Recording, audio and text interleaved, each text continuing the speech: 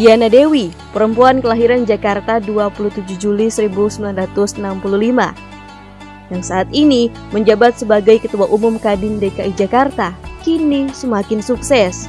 Tidak hanya menjadi Ketua Kadin DKI Jakarta saja, beliau juga merupakan Dewan Penasehat Asosiasi Pengusaha Jasa Boga Indonesia dan Ketua Umum DPP Asosiasi Industri Pengolahan Daging Skala UKM dan Rumah Tangga. Meski disibukkan dengan aktivitasnya di organisasi serta mengurus perusahaannya, yakni PT Suri Nusantara Jaya yang merupakan salah satu importir dan distributor utama jual daging dengan produk daging segar, beku, maupun olahan berkualitas di Indonesia. Namun ibu dari dua anak ini selalu meluangkan waktu untuk keluarganya agar tetap harmonis. Dan kali ini kami akan mengajak Anda untuk mengenal sosoknya lebih jauh dalam Tamu Ramadan. Assalamualaikum warahmatullahi wabarakatuh. Marhaban, ahlan wa sahlan ya sohibi. Selamat datang di program kesayangan kita ya, program istimewa di bulan Ramadan, Tamu Ramadan. Bersama saya Dita Ruspendi, kita akan berkenalan lebih jauh, lebih dekat lagi bersama sosok yang memberi pengaruh besar terhadap bidang yang ditekuninya masing-masing. Sebelum kita menyapa tamu istimewa kita, saya juga tak lupa untuk selalu mengajak Anda untuk terhubung bersama kami pemirsa melalui media sosial kami @officialbadartv, Instagram, Facebook, YouTube, semuanya ada. Coba dicari ya @officialbadartv. Jangan lupa di-follow dan di-subscribe, oke? Nah, sebelum kita berkenalan, saya memberi gambaran tamu istimewa kita malam hari ini akan menemani sahabat Badar TV yang sedang beristirahat selepas menjalankan ibadah puasa dan juga sholat tarawih ya. Beliau ini adalah Kartini di masa kini, luar biasa, Masya Allah. Kalau begitu kita langsung saja sapa, sudah terhubung melalui sambungan telekonferensi ada Ibu Hajah Diana Dewi, Ketua Umum Kamar Dagang dan Industri Indonesia atau Kadin DKI Jakarta. Assalamualaikum Ibu Hajah. Waalaikumsalam warahmatullahi wabarakatuh, Mbak Dita. Alhamdulillah, terlihat semakin cantik Ibu Diana. Sehat Ibu? Alhamdulillah sehat. Alhamdulillah. Saya kalau melihat Ibu Diana Dewi ini, mudah-mudahan melihat saya di masa depan.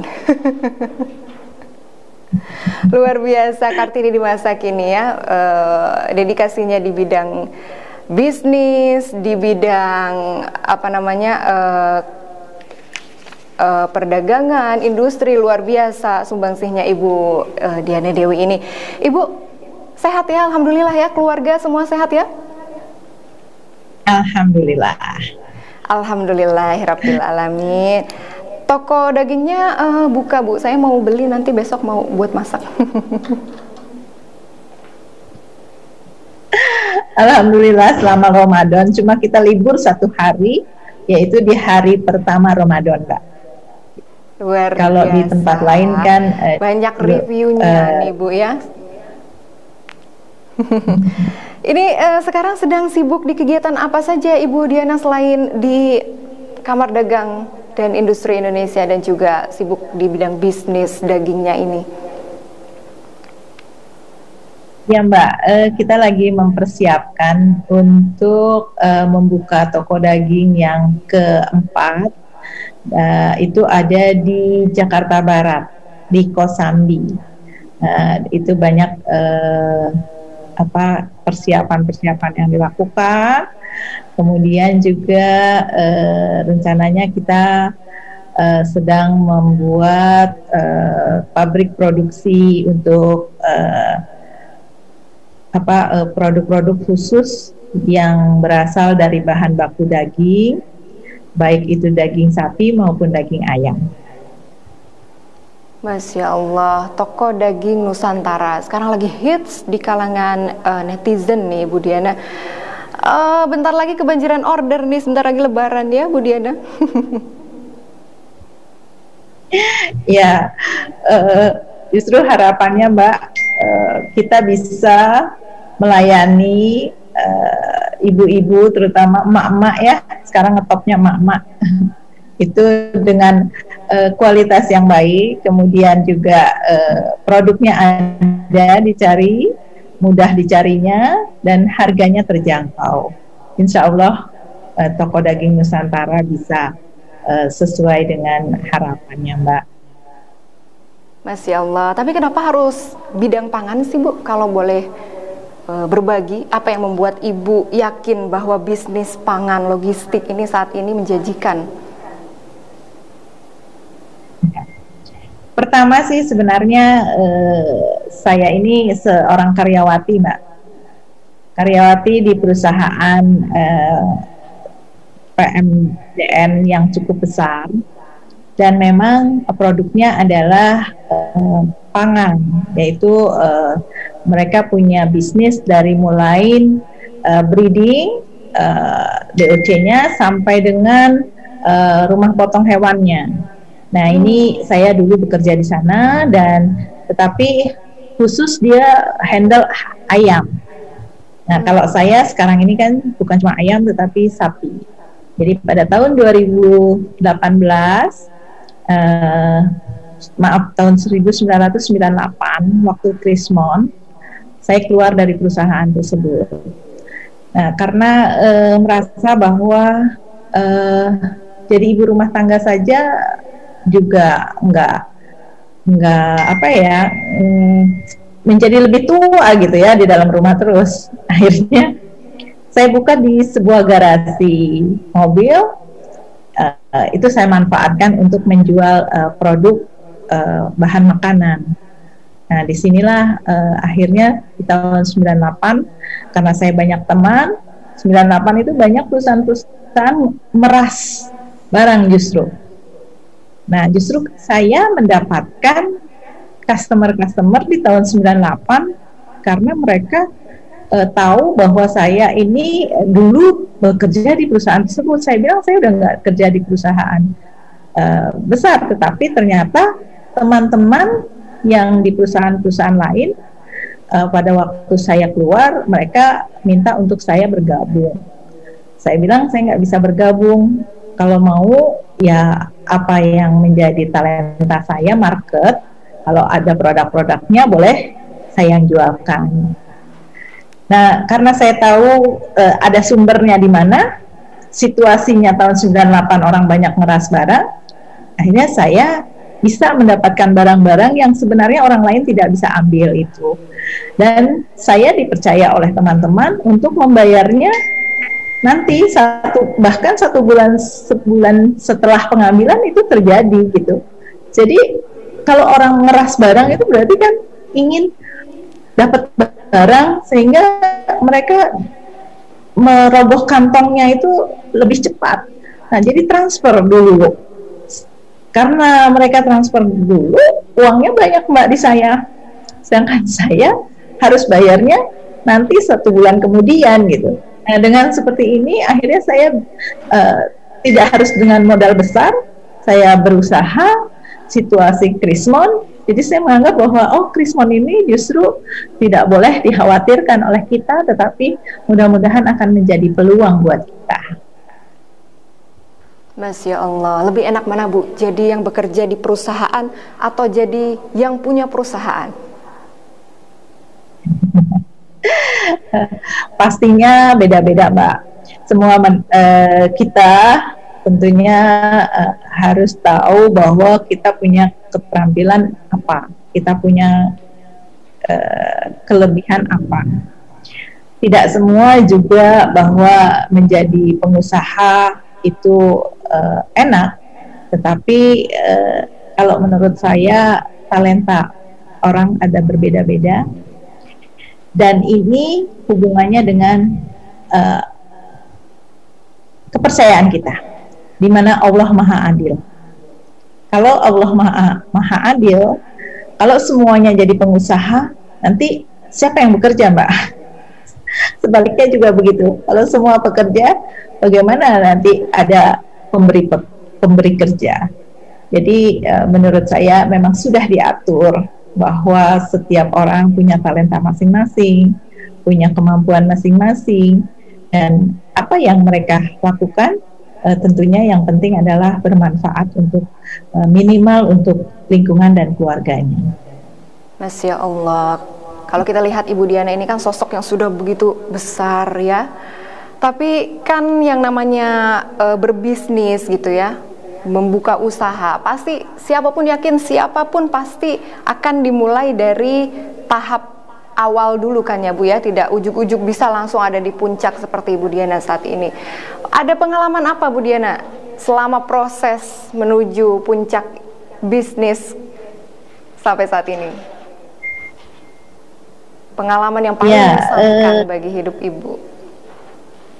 Ya, saya merasakan bahwa kuncinya itu apapun harus dihadapi dengan ikhlas ya Mbak, dimana tentunya untuk mencapai sesuatu yang tinggi itu kan pasti ada tangga.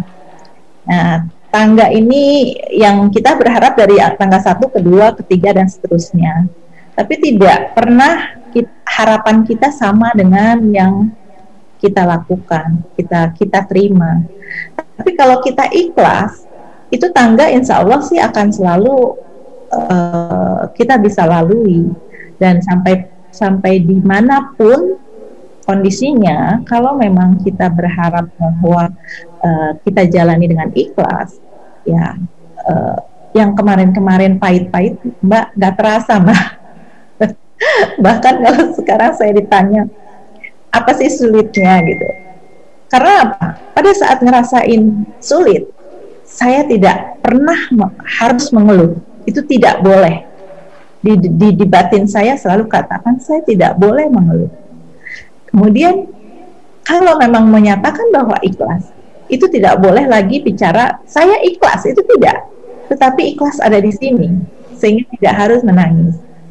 Kemudian kita terkendala dengan problematik itu, kita jangan berbicara bahwa ini problem, tetapi bagaimana menghandle problem ini ke depan. Itu yang saya rasakan Kak. Dan ya sangat pahit lah kondisi yang ada, dan saya pernah suatu hari bahwa bagaimana staf keuangan harus menyodorkan cek-cek yang harus saya tanda tangani, sedangkan saya sendiri sebenarnya cek tersebut tidak punya dana gitu. Bagaimana harus mengatur itu sedemikian rupa sehingga pada saatnya cek itu cair, kemudian ada dananya dan operasional jalan terus. Rasanya di sini penuh nangis dan ya harus dijalani gitu. Tapi saya tidak boleh berbicara dengan staf saya bahwa ini ibu dalam keadaan sulit, tidak. Nah, ini yang perlu saya sampaikan, bahwa kalau kita jalani dengan ikhlas, ini yang saya hadapi. Tapi saya ikhlas, insya Allah ke depan bisa. Nah, itu Mbak yang saya rasakan.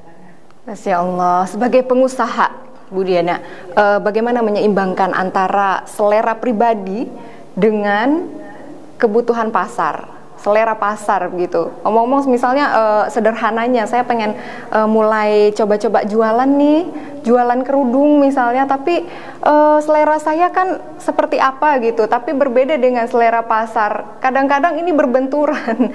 Mohon bagi tipsnya sebagai pengusaha bagaimana menyeimbangkan kedua hal ini Bu Diana. Justru menurut saya kita harus tahu bahwa passion kita sendiri Mbak. Justru passion kita inilah yang kita jual. Kalau memang kita sebagai pengusaha itu kan pasti insya Allah ya teman-teman yang saya lihat sih, saya nggak bicara untuk diri saya, teman-teman yang pengusaha ini saya lihat mereka pasti punya kelebihan-kelebihan. Nah, dengan itu saya meyakini bahwa kalau kita punya passion A, ini harus kita bisa jual, dan bagaimana kita menjualnya agar mereka merasa bahwa ini butuh Mbak. Ini yang kunci utama menurut saya. Baik, jadi tidak bisa memaksakan juga. Jadi ya, kembalinya adalah bukan kita berbicara iya, harus dari diri kita dulu, dan bagaimana kita menuangkan itu sehingga selera kita bisa diterima oleh pasar. Dan walaupun pasar kan tentunya seleranya beda-beda yang Mbak sampaikan ya. Kalau menurut saya justru kalau kita mau berhasil, justru bagaimana kita membuat passion kita ini diterima oleh pasar. Itu Mbak. Pertanyaannya bagaimana caranya supaya passion kita diterima oleh pasaran? Ya, memang kita juga pasti akan awal adalah melihat pasar ini sebenarnya kebutuhannya apa, itu pasti. Tetapi kalau kita hanya melihat kondisi pasar saja, sedangkan passion kita tidak ada, itu kan kita tidak mungkin. Jadi kita harus tahu bahwa kalau kita passionnya seperti ini, kita akan jual apa nih? Ya, tentunya kualitas harus lebih baik. Kemudian harga kita harus bisa lebih baik, rasional lah kalau saya menyebutnya, harga rasional dibanding dengan teman-teman yang lain, karena kan ada orang yang harga yang duluan di up, walaupun itu menentukan segmen pasar, sehingga kalau harganya tinggi berarti bisa dibilang segmen pasarnya tinggi, sehingga banyak orang-orang yang kelas tinggi yang membeli itu. Itu kalau menurut saya nomor sekian. Jadi kalau kita sudah bisa memberikan kualitas yang baik, kemudian harga yang rasional, insya Allah pasar akan menerima itu, Mbak. Baik, insya Allah ya.